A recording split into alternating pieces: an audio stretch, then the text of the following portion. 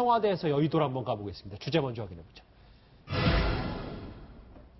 유승민 부총리 해달라.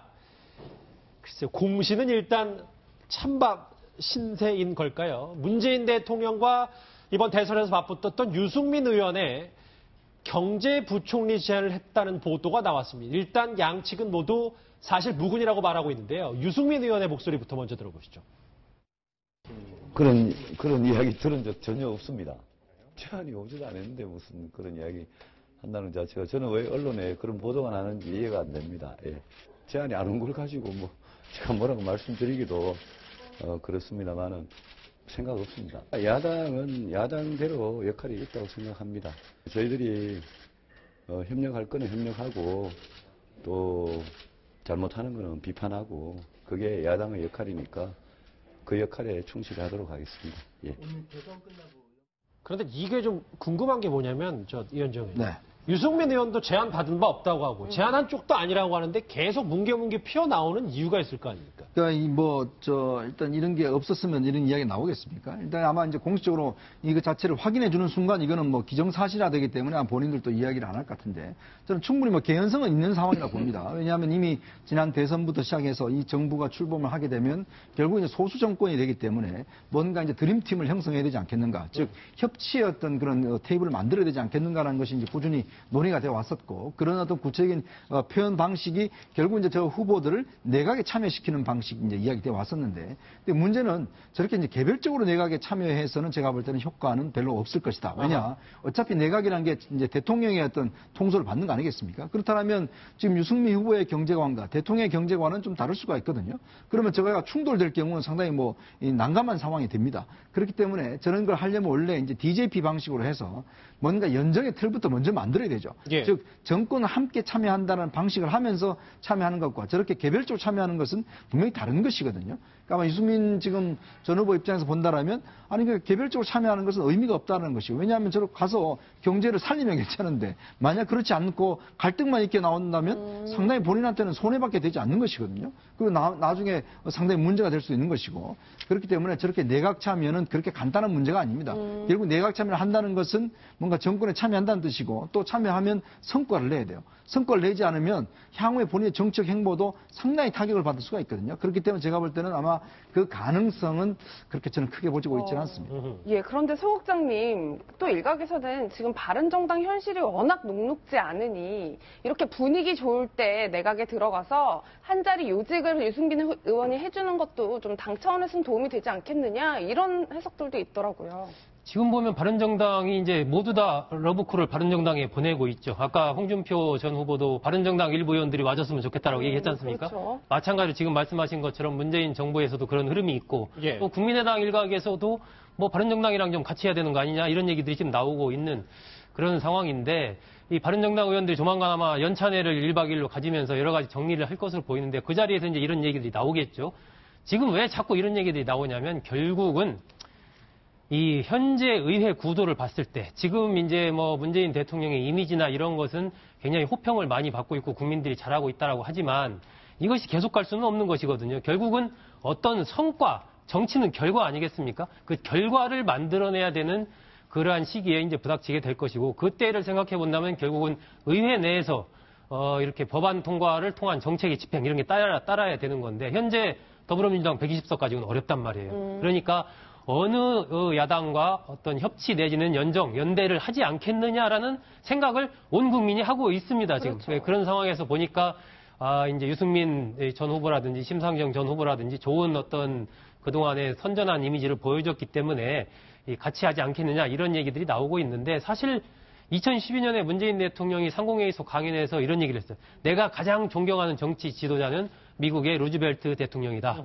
그런데 루즈벨트 대통령은 뭐 뉴딜 정책으로도 알려져 있지만 그보다 또 하나 우리가 봐야 될 것은 그 전임 공화당 정부에서 국무부 장관을 지냈던 사람을 썼거든요. 전 정권 사람을. 자기와 이제 뜻이 같지 않았더라도. 그래서 반대팔을 쓴 겁니다. 중요한 요직에. 이 부분은 뭐 링컨 대통령 마찬가지고 넬슨 만델라 마찬가지였고 다 이렇게 좀 성공한 대통령들은 그런 행보를 걸어왔기 때문에 문재인 대통령도 본인도 능력 있는 사람을 정파를 뛰어넘어 쓰겠다라고 했기 때문에 향후에 전개될 내각 인사에서 저는 아직은 좀 시간이 있거든요. 6월 중순 정도 현재로 봐서는 예. 총리가 제청하는 것이 아마 6월 중순 정도는 돼야 될 겁니다. 그렇다면은 시간이 조금 있으니까 그 안에 물밑 대화를 통해서 야당 인사들이 한두 명 내각에 포진할 가능성이 저는 좀 굉장히 높지 않나 그런 생각을 갖습니다. 알겠습니다. 그런데 말이죠. 문재인 대통령과 유승민 의원은 대선 기간 중에 경제 책임에 대해서 각을 세운 게 있습니다. 그 목소리 한번 들어보시죠. 집권 여당에서 중요한 직책이 있지 않았습니까? 인정하고 반성하고 그 토대 위에서 경제 패러다임을 바꾸자고 해야지 그렇게 말씀하시면 그게 진정성이 있는 말씀이겠습니까? 김대중 노무현 정부 때도 잘한 거 없습니다. 우리가 5년마다 능력 없는 대통령 뽑다가 이 경제가 이 모양 됐습니다. 그런데 문 후보님께서는 이명박 박근혜예요. 지난 10년간 누구보다도 달성하고 누구보다도 이명박 박근혜 정부 잘못을 지적해 왔던 사람입니다. 문 후보님 그때 뭐 하셨습니까? 예, 허 교수님 저희가 지금 유승민 전 후보 이야기를 좀 짚어봤는데 이번엔 정의당에서도 좀 입각설이 솔솔 나오고 있고 심상정 전 후보가 노동부 장관으로 가는 거 아니냐 이런 얘기들도 있는데 정작 본인은 굉장히 불쾌하다 이런 심정을 드러냈어요. 그렇죠. 정말로 이렇게 반갑고 좋은 이야기이지만 그 이야기가 진행되는 방식에 따라서는 이게 반갑고 좋은 이야기가 될 수도 있고 아니면 불쾌할 수도 있는 것이죠. 뭐 이게 간복이라는 말도 나오는데 이게 이제 처한 입장에 따라서 다 다른 거죠. 받아들이는 것이. 근데 실제로 이제 이런 제안이 있으려면 당 차원에서 이야기가 되는 게 맞습니다. 그래서 예를 들어서 노동부 장관은 뭐 정의당에서 좀 받아주시고, 그 다음에 뭐 재경부 장관은 예를 들면 뭐 바른정당에서 좀 받아주시는데 그 중에서도 누구누구가 가능하면 좋겠다. 이런 어떤 정확한 의논이 되어서 가면은 이것이 뭐 받든 안 받든 분위기가 굉장히 좋은 분위기가 되는데 그냥 본인들한테 뭐 제안됐는지 안 됐는지 확인될 수는 없지만 이야기가 이런 식으로 흘러다니는 거는 서로에게 좀 더 피해가 가는 그런 방식이죠. 그런데 왜 그러면 이런 이야기가 자꾸 공론화가 될까? 그것은 선거 와중에 협치와 또 소연정에 대해서는 이미 문재인 대통령께서 이야기를 했어요. 국민의당, 정의당하고는 연정한다. 소연정은 기본이다. 뭐 이거는 필수다. 이런 느낌의 이야기를 많이 하셨거든요. 그 다음에 나머지 그 이상은 안 된다라고 이야기했지만 필요에 따라서 또 상의할 수도 있고 또 정당의 당직을 가지면서 장관으로 들어올 수 있다. 이런 많이 열어놓는 이야기를 하셨기 때문에 그랬죠. 많은 네티즌들이나 국민들은 이렇게 좀 잘 됐으면 좋겠다는 이런 바람이 있고 그런 바람들이 자꾸 확산이 되다 보니까 이런 이야기들이 많이 퍼지고 있는 것이 아닌가 그렇게 보는데 좀 더 바람직한 방향으로 되려면은 좀 더 체계화해야 되고 또 그 이야기가 좀 진척이 더 가려면은 총리부터 정리가 돼야만 가능한 이야기다 이렇게 보입니다. 알겠습니다. 주제 한번 같이 보실까요? 지금 유승민 부총리, 심상정 장관 설은 어느 정도 정리가 됐어요. 저희 네 분끼리도. 근데 저 얘기, 추미애 대표가 요즘 조금 심상치 않은 것 같은데 네. 어제 임종석 실장이 예방도 자리를 일단 뭐 병원을 간다고 해명을 하긴 했지만 안 갔거든요. 추미애 대표 왜 그러는 겁니까? 추미애 대표가 이미 선거 전 때도 본인한테 김민석 전 특보를 놓고 여러 가지 인사를 놓고 한번 이제 임종석 당시에 비서장과 좀 논란을 벌였지 않습니까? 그러니까 왜 그 굳이 성대위에 이제 사실 김민석 전 이제 의원 같은 경우는 이제 민주당을 이제 합당하면서 이제 들어왔는데 그러니까 보니까 여러 당내에서도 좀 반발이 있어요. 이제 근데 그 문제가 지금도 이제 계속되고 있는 것인데 제가 볼 때는 일단 뭐 내용은 어떻든 간에 사실 추미애 대표가 이건 좀 잘못한 거라 봅니다. 왜냐하면 지금 같은 정당에서 같은 지금 그 집권당 지금 정권을 창출한 당에서 비서실장이 방문한다는데 지금 뭐 병원 예약을 몰랐다는 게 말이 되겠습니까? 온 언론이 다 알고 세상이 다 아는데 본인만 몰랐다는 게 말이 되겠습니까? 예. 그 비서들도 한둘이가 아닌데 그건 의도적으로 피한 것이거든요. 그러면 이게 노골적으로 지금 선거 끝난 지가 얼마 지금 이틀밖에 되지 않는 상황에서 집권당 대표가 청와대 비서실장의 그 방문 자체를 거부한다는 것은 제가 볼 때 말이 안 되는 일이거든요. 왜냐하면 지금 국민들 입장에서 보면 뭔가 그래도 여당과 좀 청와대가 힘을 합쳐서 나가야 되는 그런 상황에서 지금 자리 문제 가지고 저렇게 다툼한다는 것 자체가 보면 벌써부터 지금 오만한 것 아니냐라는 그런 인상을 주는 것이고 더군다나 집권당 대표가 지금 할 일이 얼마나 많습니까? 그럼에도 불구하고 이런 식으로 행동하는 건 제가 볼 때는 이건 태도가 아니다라고 저는 보여집니다. 예, 고 박사님 글쎄요, 저는 정치를 안 해봐서 전혀 잘 모르겠지만 추미애 대표 입장에서는 그래도 내가 당 대표를 있을 때 우리 당에서 대통령까지 냈는데 내 이야기가 잘 안 먹힌다, 좀 화가 날 수 있을까요? 뭐 개인적으로 섭섭한 일이 있을 수 있지만 문재인 대통령의 당선이 추미애 당 대표나 민주당의 노력만으로 된 게 아닙니다. 국민들이 당선시킨 거예요. 그런 겸손한 자세를 가져야 해요. 물론 문재인 대표도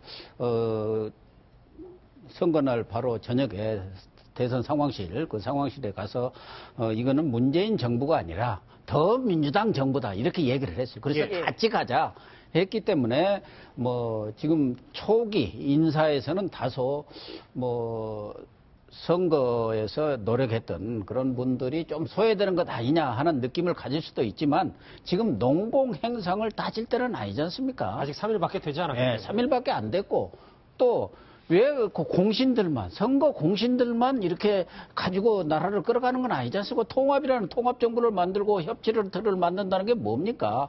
나를 반대했던 사람들까지 다 포용하겠다는 것만은 능력이 있고 자격이 있는 사람은 다 썼겠다는 거 아닙니까? 대탕평.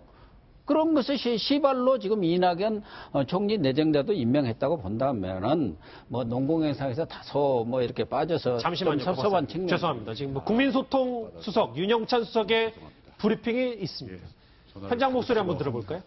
너무나 많은 전화와 여러 가지 톡과 뭐 메시지가 와서 제가 한숨을 돌리면 또 일일이 다 응대를 해드릴 텐데 지금 못 해드려서 죄송하다는 말씀드리고요. 오늘 좀 브리핑거리가 여러 가지가 있네요. 먼저 국정기획자문위원회 설치 발표건에 대해서 브리핑을 드리겠습니다. 대통령께서는 오늘 새 정부의 국정 방향과 목표를 수립하는 국정기획자문위원회 설치를 서둘러 줄 것을 하셨습니다.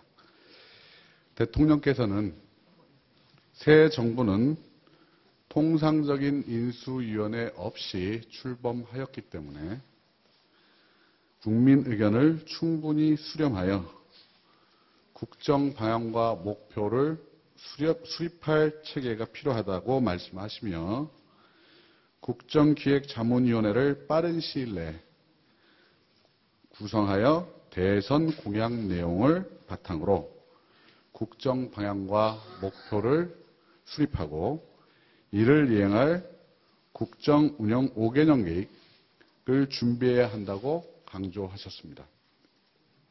아울러 대통령께서는 국민들의 정책 제안과 참여를 보장하기 위해 국정기획자문위원회 내에 국민 모두가 인수위원이 될 수 있는 국민인수위원회를 구성할 것을 특별히 지시하셨습니다. 이 지시에 따라 국민인수위원회는 온오프라인 소통 창구를 개설하여 활동하며 그 결과를 국민들께 보고하고 국민들과 직접 소통하고 토론할 계획입니다. 이와 같은 대통령님의 지시를 이행하기 위해 국정기획자문위원회의 구성 방안과 세부 내용을 즉각 마련할 계획이며 빠른 시일 내에 구체적 내용을 밝힐 예정입니다. 두 번째는 국정교과서 정상화 및 5.18 기념식 니물리안 행진곡 재창 업무 지시 부분에 대해서 말씀드리겠습니다. 대통령께서는 취임 3일째인 12일 국정교과서 정상화 제37주년 5.18 기념식에서 니물리안 행진곡 재창 업무 지시에 서명하셨습니다. 대통령께서는 상식과 정의를 바로 세우는 차원에서 역사교육 정상화를 위한 국정역사교과서 폐지를 지시하셨습니다. 국정역사교과서는 구시대적인 획일적 역사교육과 국민을 분열시키는 편가르기 교육의 장으로, 교육의 상징으로 이를 폐지하는 것은 더 이상 역사교육의 정치적 논리에 의해 이용되지 않아야 한다는 대통령의 확고한 의지를 보인 것입니다.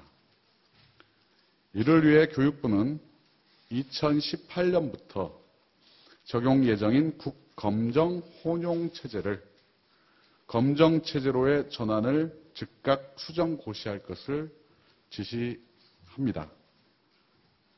아울러 검정교과서 준비에 차질이 없도록 제반 사항을 점검하여 조치할 것을 당부하셨습니다. 이와 함께 문 대통령께서는 제37주년 5.18 기념식의 재창곡으로 님을 위한 행진곡을 지정하여 부르도록 주무부처인 국가보훈처에 지시하셨습니다.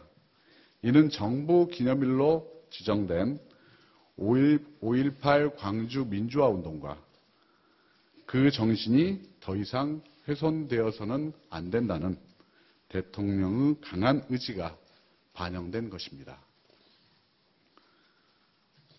세 번째 하겠습니다. 대통령께서는 12일 청와대 직제 개편에 따라 신설된 민정수석실 반부패 비서관의 박형철 전 부장검사를 임명했습니다. 박 부장검사는 면도날 수사로 불리며 검찰 최고의 수사검사로 정평이 나 있으며 2012년 국정원 대선 개입 사건을 수사하면서 윤석열 대구고검 검사와 함께 권력의 외압에 흔들리지 않고 꼿꼿하게 수사를 진행한 것으로 잘 알려져 있습니다.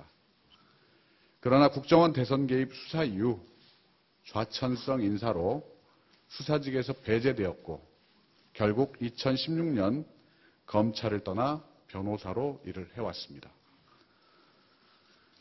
세 가지를 먼저 발표를 드렸고요. 그리고 네, 윤영찬 국민소통수석의 어제에서 오늘도 가지 브리핑을 열었습니다. 간단하게 얘기 이제 좀 두 가지로 좀 나눠볼 수가 있을 것 같은데, 임을 위한 행진곡을 5.18 기념식 때 재창을 하겠다, 이제 부활시키고, 반면 국정교과서는 폐지하겠다, 이현정 의원님. 이게 네. 박근혜 정권의 이제 유산, 소위 얘기하는 적폐를 청산하겠다, 이 의지입니까? 그렇죠. 대표적인 유산 두 가지를 오늘 이제 이 철폐를 한 것 같습니다. 특히 이제 그동안 여러 그 장차관들이 다 사표를 제출했는데 아마 문 대통령이 어제 딱 집어서 박승춘 전 보훈처장만 사표를 수령했어요. 그렇죠. 예. 그걸 보면 결국 이제 앞으로 이제 며칠 있으면 다가올 5.18 기념식 때 임을 위한 행진곡을 제청하겠다는 본인의 의지를 분명히 이제 높게 한 것이죠. 또 하나는 이제 지금 교육부가 추진했던 이 국정교과서 이 문제와 관련해서 이제 지금 오늘 폐지 지시를 한 거 아니겠습니까? 그렇다면 이게 당장 내년부터 이제 지금 실증이 해결되기 때문에 지금 검정교과서하고 이제 혼용을 하기로 이제 그 교육법 방침을 정했는데 지금 사실은 국정교과 채택한 학교가 거의 없습니다. 예. 그렇다 보니까 이게 지금 현장에서 다 거부가 되고 있는 상황이기 때문에 아마 예측했던 이제 국정교과서 철폐를 이제 바로 지시를 한 것 같습니다. 예, 고 박사님 단 두 가지 지시가 크게 이루어졌는데 이것만으로도 문재인 대통령의 색깔이 아주 잘 드러나는 것 같아요. 문재인 대통령이 적폐 청산을 하겠다 했는데 이 두 가지 사건은 아주 그 상징적인 지시가 아닌가 그렇게 보여집니다. 예. 5.18 뭐 이렇게 임을 위한 행진곡, 이런 재창 그동안 큰 논란을 빚었고 국회에서도 그걸 가지고 왜 그러냐 해서 박승춘 전 보훈처장에 대한 해임 건의안까지도 몇 차례 통과시켰습니다만은 그것이 관철이 안 됐고, 더군다나 국정교과서, 역사교과서 한다는 것은 그건 반역사적이고 선진 이성적인 그런 선진국가에서는 이런 일이 있을 수는 없는 일들이 지난 정권에서 이루어졌는데, 어쨌든 문재인 대통령 입장에서는 꼭 박근혜 지우기라기보다는 잘못된 부분, 국민 대다수가 그건 아니다. 박근혜 지우기 아니라 정상화란 말이죠. 예, 그건 아니다. 이런 것은 잘못됐다고 대다수 국민들이 인식한 부분에 대해서는 먼저 이렇게 시간을 두고 천천히 할 것이 있지만 빨리 해야 할 것은 또 빨리 하는 그런 조치를 취한 것 같습니다. 예. 허 교수님은 어떻게 보세요? 지금 분위기가 보면 취임 3일째인데 이제 본격적으로 진짜 적폐 청산에 시동을 걸었다 이렇게 보는 메시지입니까? 그렇습니다. 그 적폐 청산은 다른 말로 개혁이라 할 수 있는데요. 그 개혁과 또 통합은 동전의 양면과 같은 것입니다. 뭘 먼저 하고 뭘 뒤에 하는 것이 아니라 동시에 필요한 것들을 해 나가는 것이고요. 오늘 저 조치는 방금 고 박사님 말씀하신 것처럼 너무나 당연한 것이고요. 또 많은 국민들이 바람을 바람을 또 실현시켜 주시는 것이기 때문에 또 저거는 뭐 예산이 소요되는 일들도 아니지 않습니까? 또 국정교과서를 다시 검정교과서 체제로 뭐 가라 하는데 검정교과서 체제는 그동안 오랫동안 해왔던 거기 때문에 그냥 정부에서 그렇게 하기만 하면 그냥 진행되는 것이고 노래 재창하는 문제도 뭐 그런 거 아니겠습니까? 그래서 이것은 그동안 좀 비정상으로 가던 것을 정상화한 정도다 이렇게 보시면 되겠습니다. 지난번에 문희상 의원이 그 대통령이라는 책을 냈는데 그 책을 읽다 보니까 결국 이제 대통령 그 5년 내 성패는 취임 100일에 결론 난다. 뭐 이제 이런 얘기를 쓰셨더라고요. 저도 공감을 하고 있는데 지금 보면 문재인 대통령 측에서 상당 부분 전부터 여러 가지 로드맵을 좀 짠 것 같습니다. 그러니까 지금 3일째 저러한 조치를 취한다는 것은 사실 정광석화 같은 굉장히 빠르게 가는 것이거든요. 예. 왜 저럴까? 저 부분은 결국 힘이 있을 때 이른바 할 수 있는 개혁 작업을 해야 된다라는 생각을 하고 있는 것이고 특히 문재인 대통령의 조치에 맞설 만한 지금 야권의 상황을 보면 자유한국당이든 바른정당이든 국민의당이든 지도체제가 다 와해됐습니다. 그러니까 지금 이 상대방이 정신을 못 차리고 있는 이때 계속해서 이제 이슈들을 터트려가서 해야 되는 개혁 과제들을 빨리 차곡차곡 진행을 하자라는 그런 전략적인 판단 하에서 아마 진행을 좀 빠르게 이렇게 가져가고 있는 건 아닌가 그렇게 판단이 됩니다. 알겠습니다. 자, 지금 잠깐만요. 제가 사인을 받았는데 자막 하나 보시죠. 지금 뭐 속보가 중요한 건 아닌데 일단 뭐 김정숙 여사에 대한 후일담도 하나 있고 그 전에 짚어볼 게 지금 뭐 윤영찬 국민소통수석이 아까 문재인 대통령이 본관이 아니라 위민관에 내려와서 참모들과 직접 일을 하겠다라고 했는데 그 위민관의 이름이 여민관으로 참여정부 시절 이름으로 다시 바뀐다는 얘기가 있어요. 그래서 지금 이제 아마 원래는 안 바꾼다는 이야기가 있었는데 아마 오늘 그 브리핑에서 일단 여민관으로 예전 이름으로 다시 이제 돌리겠다는 아마 그런 이야기를 한 것 같습니다. 특히 이제 여러 가지 어떤 조치 중에서 이제 좀 예전과 그 예전의 조치로 좀 돌리는 조치들이 아마 계속 이어질 것 같아요. 예, 알겠습니다. 김정숙 여사의 아까 후일담 얘기는 지금 이제 청와대가 지금 여러 가지 정비 중인데 도배를 하는 와중에 이제 도배를 하시는 분들에게 떡을 나눠줬다, 이제 간식을 나눠줬다 이런 얘기였습니다. 예. 알겠습니다. 지금 방금 전에 있었던 이제 국민소통수석 윤영찬 수석의 브리핑 얘기로 마무리를 좀 해보겠습니다. 여러분은 지금 뉴스특급과 함께하고 계십니다.